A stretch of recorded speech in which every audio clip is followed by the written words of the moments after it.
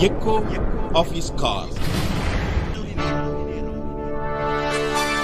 Dear friends, I greet you in the wonderful name of our Lord and Savior Jesus Christ. मेरे प्यारे मित्रों, आप सभी को हमारे उद्धारकर्ता प्रभु यीशु के नाम से जय मसीह। As you are aware, we have a correspondence course.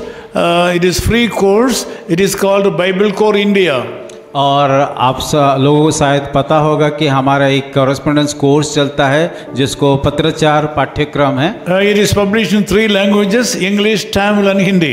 और वो तमिल और अंग्रेजी और हिंदी में होता है। It's a free course. और ये सब मुफ्त में कोर्स देते हैं। We are doing it from the year 1980. और ये कोर्स को हम लोग 1980 से शुरू किए हैं। During the past 43 years, we are running this Bible Core India ministry. और पिछले 43 साल से हम लोग ये कोर्स को चला करके आ रहे हैं। Thousands of brothers and sisters have undergone this course and they are in good position today. और बहुत सारे हजार लोग इस कार्यक्रम को उन्होंने पूरा किया। अभी वो लोग अच्छे काम भी सेवा भी। Since someone says, when the way of a man please the Lord, he makes even his enemies to be at peace with him. नीति वचन उसका 16 का 7 में इस प्रकार लिखा गया है, जब किसी का चाल चलन यहोवा की भावता है तब वो उसकी शत्रुओं को भी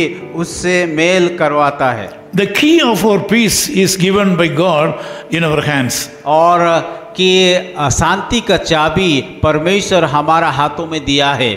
It is a power that brings peace to the people. और ये सामर्थ या शक्ति हमें परमेश्वर ने दिया है।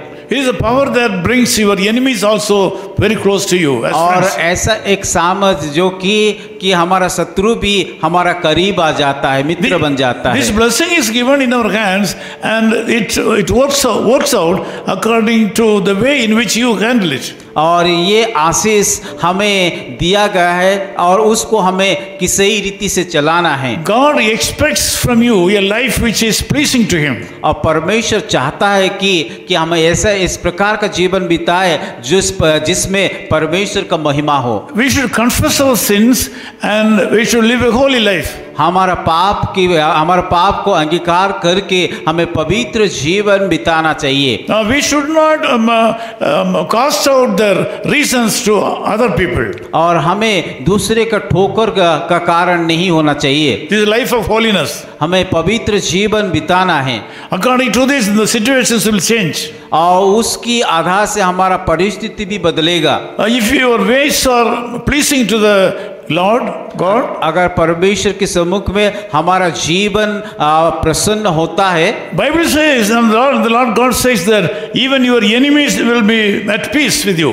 और बाइबल इस प्रकार कहता है कि शत्रु का भी उससे हमें मेल करता है। This morning, come forward to give your life to the Lord Jesus Christ. आज का सुबह प्रभु के सम्मुख में आप लोग आइए और परमेश्वर के हाथ में अपना जीवन को सौंप दीजिए। Come forward to live a holy life in the sight of God. प्रभु के सम्मुख में पवित्र जीवन बिताने के लिए उसके सम्मुख में निर्णय लीजिए। You should sit before the Lord and find out what is good in the sight of God and what is bad in the sight of God. और परमेश्वर के सम्मुख में जा करके जो अच्छा है और जो चीज अच्छे नहीं है उसके सम्मुख में जा करके बताना है। By this way, this morning, the Lord will bless you. Today will be a great blessed day for you. और उसी रीति से परमेश्वर आपको आशीष देगा। आज का दिन भी वो आशीष करेगा। Let us pray. आइए प्रार्थना करेंगे। Loving Father, we thank you for this wonderful time of prayer. प्यारे खुदावन, इस प्रार्थना का समय के लिए हम धन्यवाद देते हैं। Lord, you are expecting a life of pleasing to you. प्रभु, आप चाहते हैं कि हम आपको प्रसन्न के जीवन बिताए। You said if our ways are pleasing to you, you will make our enemies also to be peace at us. और जब हम अपना चाल चलन की आपके ऊपर भावता है, I speak blessing upon our people, those who are joining in this prayer. और उस समय अपने शत्रु को भी आप मेल करते हैं और प्रार्थना करता हूं कि प्रभु उन सारे भाई और बहन जितने सारे लोग इस प्रार्थना भाग उन सारे लोगों को आशीष दे। Lord, grant them a life which gives peace to you. और प्रभु इस प्रकार का जीवन दीजिए ताकि वो लोग उनके जीवन के द्वारा